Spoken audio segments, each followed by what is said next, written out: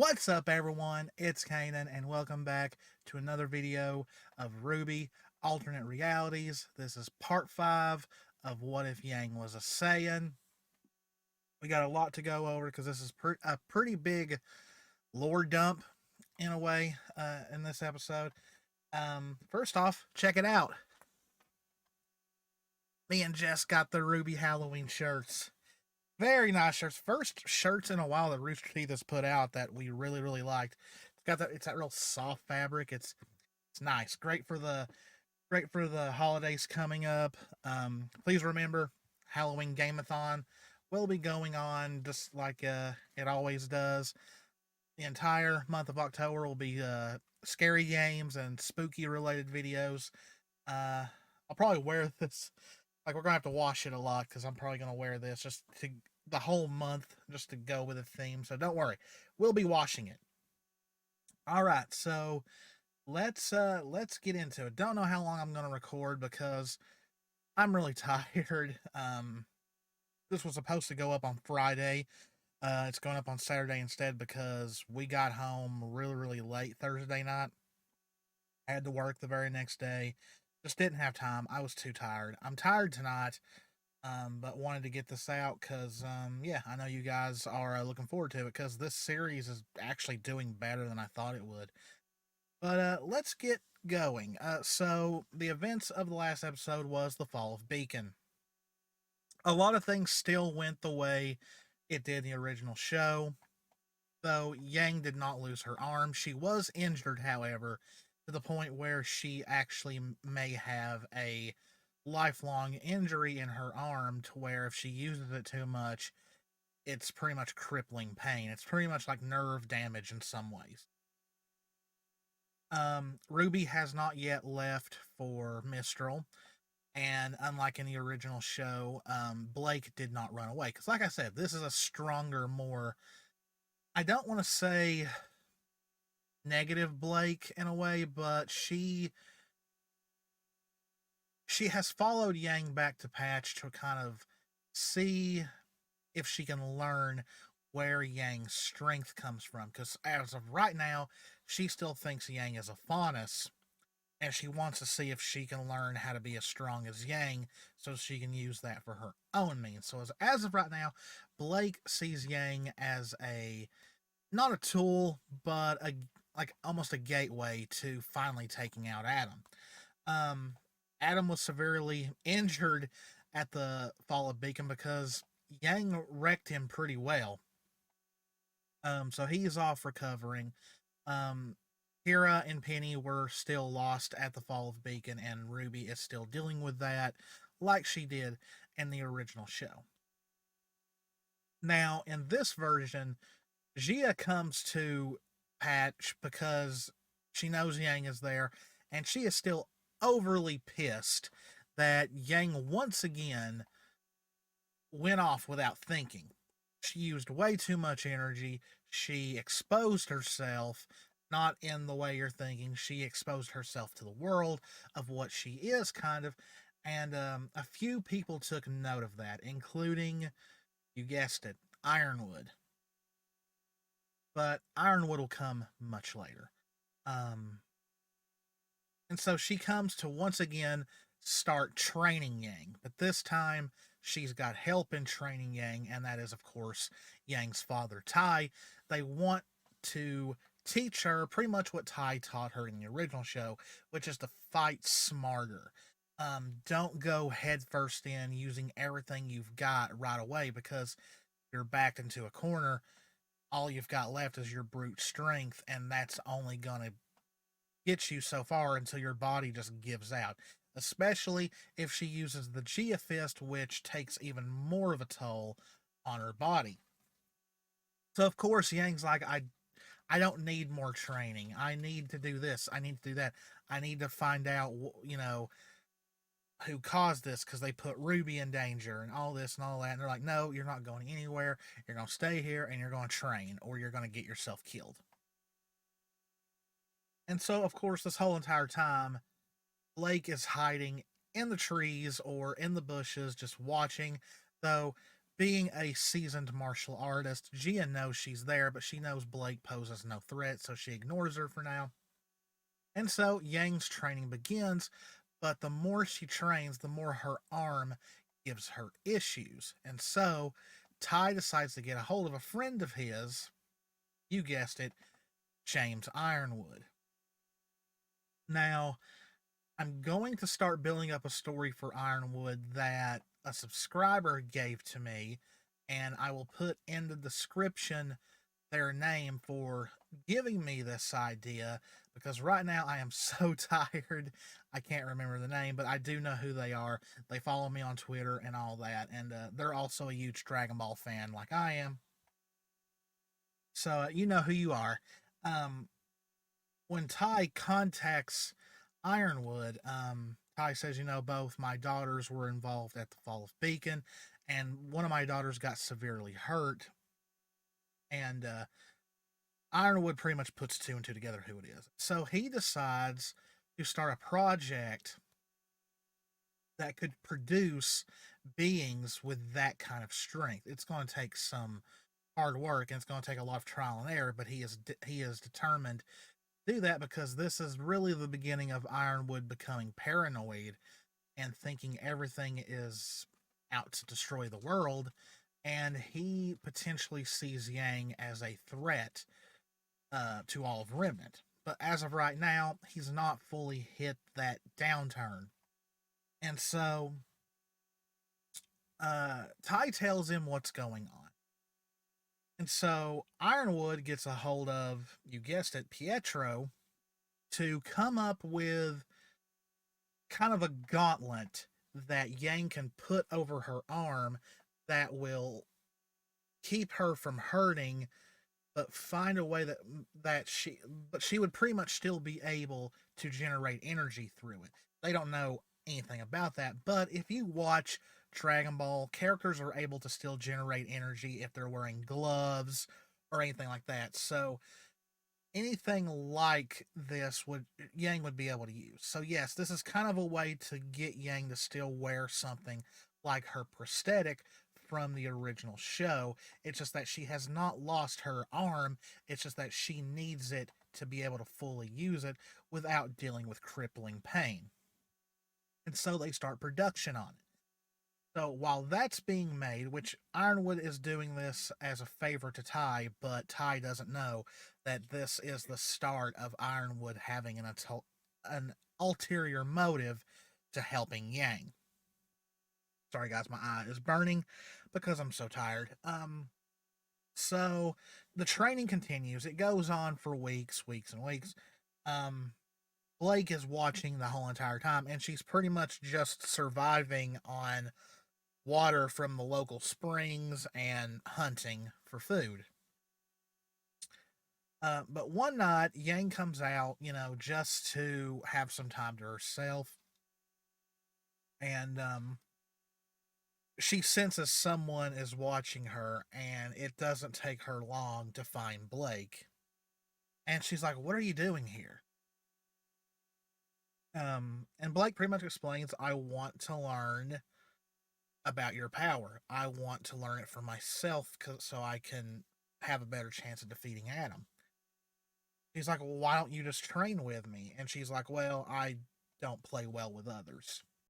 So, of course, Yang doesn't really take that. She doesn't take no for an answer as far as that goes. And she's like, "Oh, come on. It'll be fun. You'll learn way more than just by watching, because what better way to learn than actually taking part?" Blake pretty much shrugs her off, says, "No, that's fine. I'm going to be leaving soon anyway because there's something I need to take care of elsewhere." And Yang's like, "What? Maybe I can help you." And she's like, "No, I don't need your help." And Blake disappears. She doesn't leave, but she just leaves. Yang, deciding not to push the issue any further, decides to leave her be and goes back into her house and goes to sleep. So a few more weeks go by, and Ruby leaves without telling everybody. She leaves a note behind. Her, Jean, Ren, and Nora have left for Mistral. So of course, Ty panics. Crow deciding to follow them. So Yang, knowing that, decides that she still needs to figure herself out, try and figure out how she's going to deal with this arm before she goes after Ruby. But one night, when two particular teachers from Beacon are visiting Tai, Yang overhears something. And it's Port saying, have you told her more about Raven? And which Tai says, no, I've not. I've, put it off for a long time, but I think maybe she's old enough now to where she needs to know the truth. So apparently Tai has told people that Yang is not, she's not a Faunus. So of course this, Yang's like, what? What's going on here? So the very next day, the gauntlet arrives. Yang, of course, doesn't want to use it at first because she sees it as not like, she's like, I can work my arm out. I want to use my own strength, blah blah blah. But eventually, the pain gets so much that she finally puts it on, and like, I'm not perfect in like figuring out what it would do, but pretty much it's tight enough to where it's better supported, and like it just she would just have a better support system, and plus it's pretty much her prosthetic arm from the show, except it fits over her arm. She wears it like you would an armored gauntlet. She tests it out. She pretty much punches a tree in half. She charges a blast and shoots out of it. It works great. Her arm doesn't hurt. And so, of course, to match her other gauntlet, she paints it yellow. So now with this new gauntlet, she decides it's time to finally head out. Tai, of course, and Gia are like, no, we never said you were ready.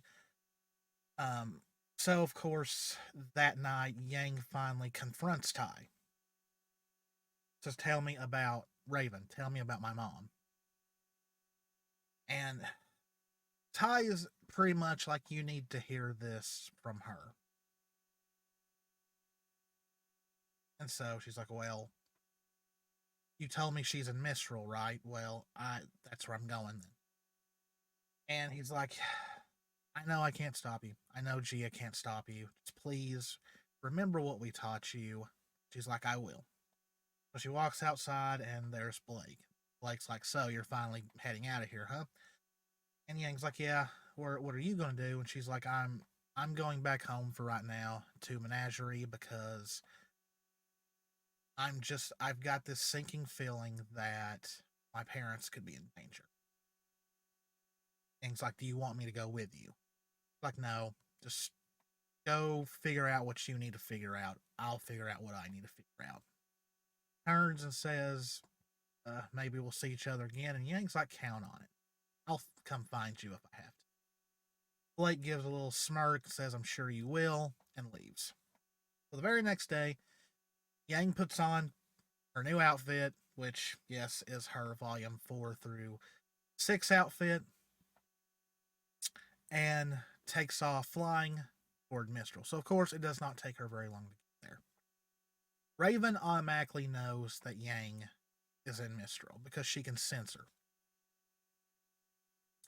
Raven, however, is not going to make it easy for Yang to find her because, remember, not only is this her long-lost daughter that she abandoned years ago, she's also a bandit, so of course she's not going to make herself easy to find.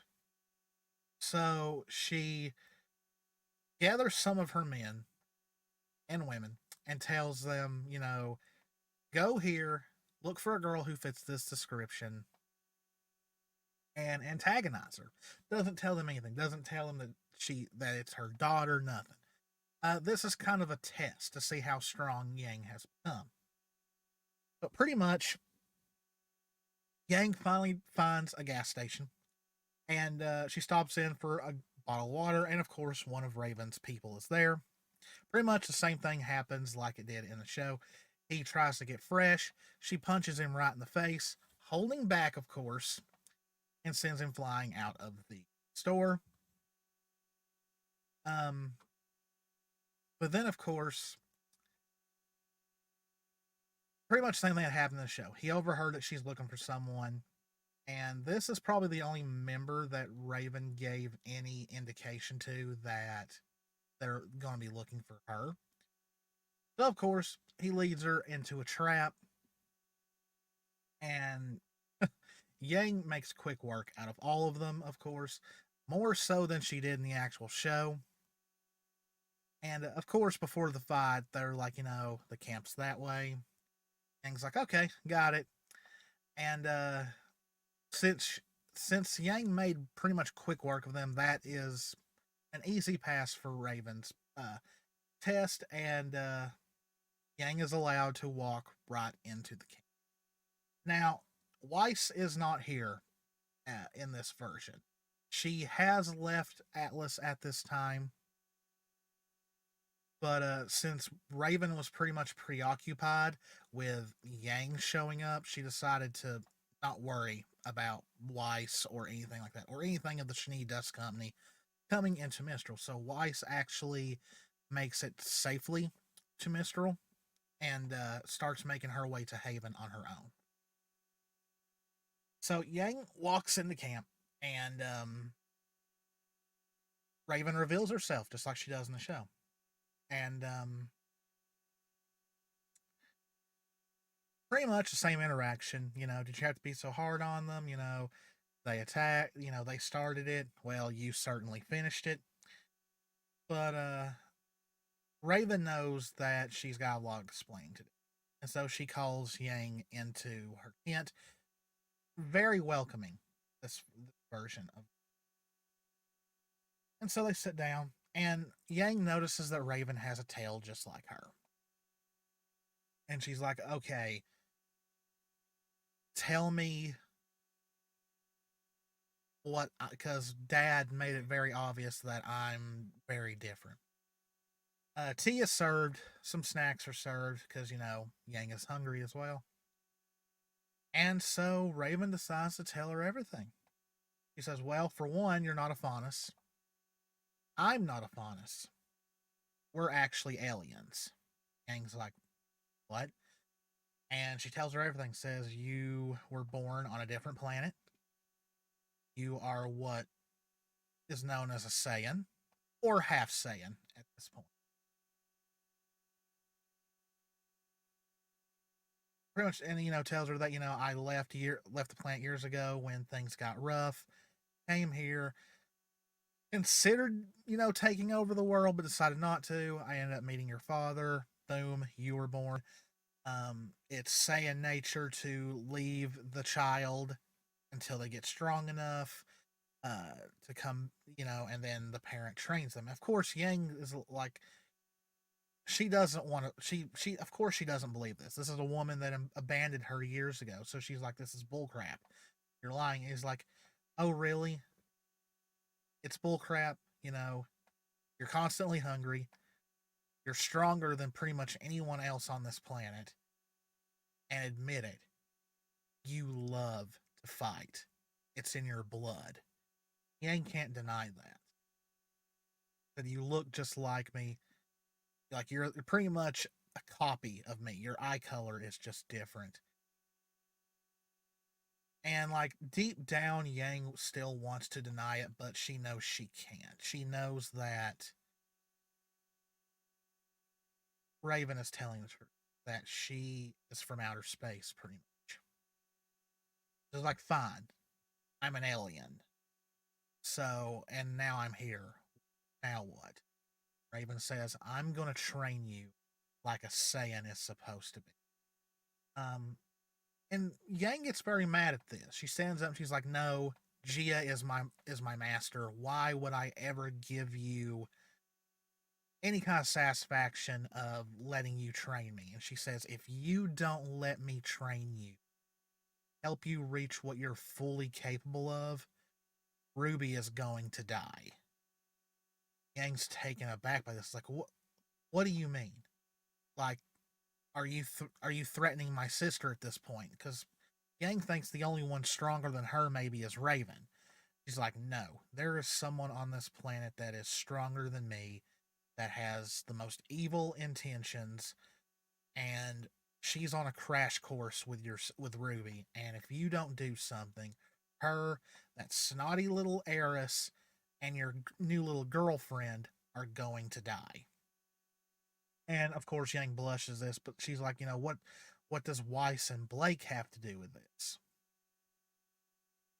Raven, of course, figures that anyone that has any ties to Ruby or Yang are going to get mixed in this conflict one way or the other. And of course, she's been spying on Yang. She sees how she looks at Blake. She knows that Yang has feelings for Blake, even though Blake has done nothing but keep her distance from her. And she knows that being Ruby's partner, Weiss is always going to be involved. So Yang sits back down, says, so, okay, fine. What do you have in store for me? Well, Raven just, kind of chuckles and says, not that crappy training that Faunus put you through. This is going to be real work, real training, and leads her to the back of her camp where a chamber has been built. Raven says that inside this chamber, she'll be able to train as much as she wants to, as long as her body will allow it. But what Raven has done is she has utilized gravity dust to the point where the gravity inside the chamber is stronger than the gravity outside. Pretty much a gravity chamber, just like in Dragon Ball. They can manipulate the gravity by putting more dust in, and just and using it to make it higher, make it lower. And so Raven says, we're going to start you at 10 times normal gravity. Once you get used to it, we'll build up. The goal is 100 times normal gravity. And Yang thinks that's crazy. So, like you're going to kill me. She's like, don't be too sure. You're a Saiyan. You have way more resilience than you think. Plus, on our planet, the gravity was a lot stronger than it is here. And that's one of the keys to the Saiyan's power. Training under that kind of force does wonders for training. He says if you can reach 100 times gravity within a few weeks to a month, your power is going to multiply greatly. And who knows, maybe you'll do something I was never able to. Maybe you'll become a Super Saiyan. And Yang's like, a super what? What is that? And she says, I'll tell you more about it once you've done some training. And so Yang steps inside the chamber and doesn't really know what to think of it. Like, there's not a ton of room, but it's wide enough and tall enough to where she can do what she needs to. And so, of course, they use the dust, and they've made some, like, it's hard for me to really explain, but they've made some kind of generator that is able to use the dust to use its effects inside the room. And of course, the moment it takes effect, Yang shrinks to the ground like she's squatting. She can barely move. And Raven's like, you're going to have to start moving around. You're going to start doing stuff, or you're going to get used to it. It's kind of like jumping in a freezing pool. You've got to start moving around before it'll warm up and get used to it. And Yang's like, you're freaking crazy. She's screaming at the top of her lungs because it hurts. But finally, she powers up a little bit, which makes it a tad bit easier. And she starts moving around. First, she's just walking. That's really all she can do at the time. And, like, it hurts. It feels like she's got an elephant on her back. Do elephants exist in Remnant? Well, whatever. You guys know what I mean. And so she's trudging and trudging. It's like walking in cold. It's like walking in wet mud that's up to your ankles. Like, she is struggling, but eventually, by the end of the night, she finally gets a hang of it to where she can at least stand straight. So that night, after taking the best bath she has ever had in her life, And finally, just laying there, relaxing, she thinks, okay, that was probably the toughest thing I've ever done, but she can already feel in her aching body that, yeah, this is probably going to be a key to actually getting really, really stronger. She's not very comfortable staying in her mother's bandit camp, but she knows if she wants to get stronger and be able to help Ruby, whatever this other threat is, she needs to get stronger quickly. And while, yes, it's going to take a while, it's not like they have a hyperbolic time chamber where she can get a year's worth of training in one day. But remember, when Goku traveled the Namek, by the time he arrived, he already had the power to become a Super Saiyan. He just needed the motivation. So, even being there for just a month, Yang may actually be able to get that power.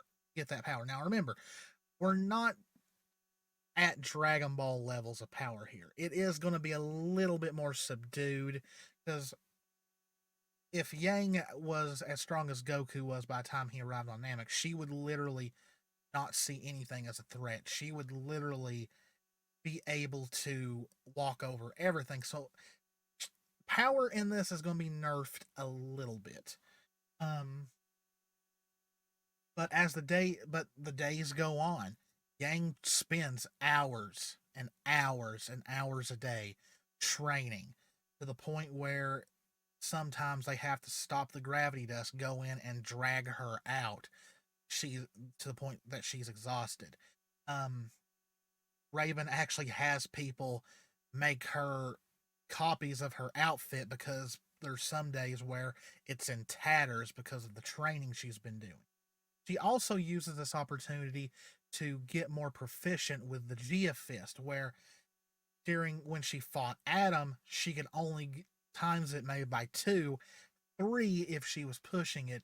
Now, thanks to all this training, even a times 5 has gotten easier. She's pretty much wanting to get to where she can master it and multiply it as much as she can. And also, while she's in there, she's perfecting her fighting style. She's taking stuff that Gia and her dad taught her and the other trainers that she had during her journey as a child and perfecting it. She is becoming her own master, pretty much. Pretty much what Goku did on his way to Namek. That's why the symbol on his back changed. It was his symbol. He had become his own master at that time before he started training under Whis in Dragon Ball Super. So time goes on, and Yang finally reaches 100 times normal gravity, and she can pretty much move freely in it. It's to the point to where once the gravity is normal, she feels like she's gonna fly off into the air. It's so light. But she can't get over how strong she is now. It's to the point where she has to watch when she picks up a glass or she'll shatter it. She's also gotten to where she can multiply the Gia Fist up to times 20, which gives her an amazing power boost. And so, once she hits 100, she decides that it's probably time to either multiply it more or finally go find Ruby, which she finds out that they can only get it up to right now to 100 times more gravity, so they can't go any higher. Raven tries to talk her into staying longer because she thinks that she probably needs a bit more training in there, but Yang has pretty much decided, I'm ready. Which, once again, you can kind of say it's Yang still being bullheaded in a way, like she's still marching forward without really thinking. But with the time she's been there, she's kind of decided that her mom's just not a good person because she went from being a bloodthirsty warrior on her own planet to robbing and killing people for profit on Remnant. So, but during this time, Raven has gotten used to Yang being there, so she's kind of resilient in not wanting Yang to leave. It's almost like Raven has attached herself to, which I kind of think is something that kind of happened in the original RWBY, because like me and Jess have said in other videos, when Raven cried and told Yang she was sorry, I think that was a glimpse of Raven's real emotions, and that despite all of her screw ups, and by no means, I'm not saying that she's redeemed herself yet, and she is not a good mom whatsoever, but it was a tiny peek that Raven more than likely does really regret leaving Yang and does love Yang as her daughter. So it's kind of the same way with this. Raven has gotten attached to her daughter finally being there. Um, Raven at one time even threatens to use force for Yang to stay there, but she quickly realizes that all of these years of her kind of sitting around, lounging around, and not really training herself, Yang has definitely surpassed her. Um, and just like Vegeta in the original one, Raven already thinks that Yang has become a Super Saiyan because of how stronger she is now, how fast she is. Even though we know that Yang has not yet unlocked it, she has not found that trigger yet to unlock it. So Yang tells her, "I'm leaving today. I've achieved what you said I needed to. I've completed your training. I need to go find my sister." And she takes off. She just flies away, doesn't say goodbye to Raven or anything. Um, Despite still not being on the best of terms, and despite Yang clearly showing that she doesn't really care much for her right now, Raven is proud. She's proud of her daughter. She has surpassed her, and she's stronger than Raven ever could hope to be at this point.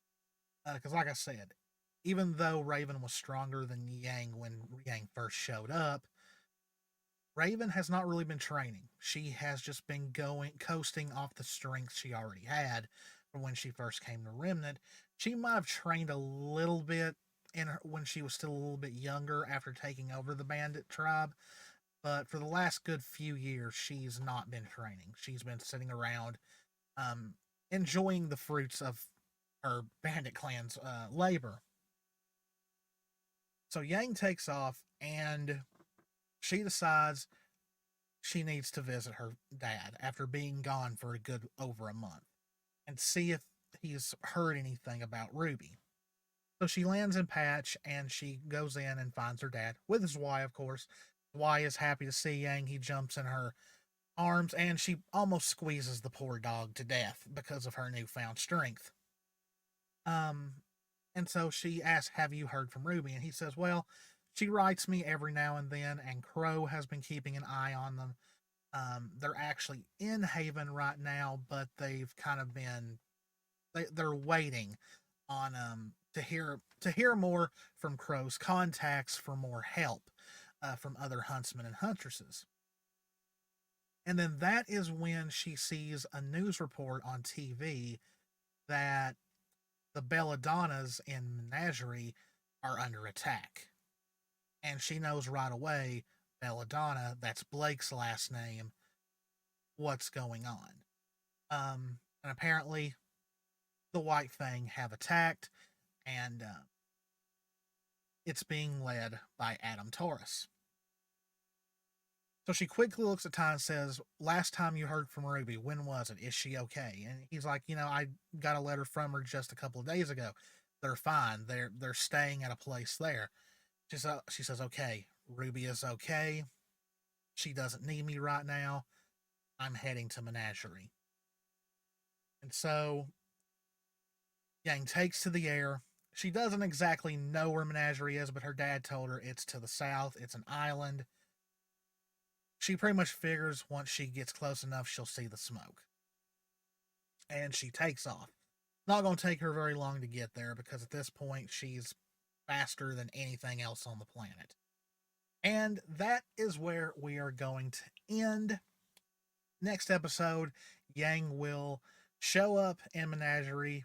How will it go? We'll just have to see. And this is where the biggest divergence is going to happen once again with the events of Volume 5 and Volume 6, where the Battle of Haven will still happen, but Yang and Blake will go off on a journey of their own together, while Ruby and Weiss go on the trip to Argus. What will Blake and Yang do on that? Well, let's just say their final battle with Adam is going to be a lot different than the original show, and Adam is going to get a very big power boost thanks to certain other villains. So, hope you all enjoyed it. Hopefully, it was worth the wait, though it was only one day. Sorry if I ramble a little bit too much. I'm really tired, guys. But hope you enjoyed it. If you did, please hit the subscribe button, hit the notification bell, click that like button, leave me a comment. And yeah, I will see you guys next Friday for part 6, I believe. And me and Jess will have a new character development video up on Monday for Blake. And then Wednesday, I'll probably do a Let's Play. Don't know what yet. But unless some big news comes out for something, either RWBY related or something else like Fire Emblem or Story of Seasons related. And also, RWBY Ice Queendom English dub, September 25th. We will be reacting to it in some form or fashion. So yeah, look forward to that, guys. As always, this is Canaan. Me and Jess love you all very, very much. Stay safe out there, guys. Take care of yourselves, and I will see you in the next one. See ya.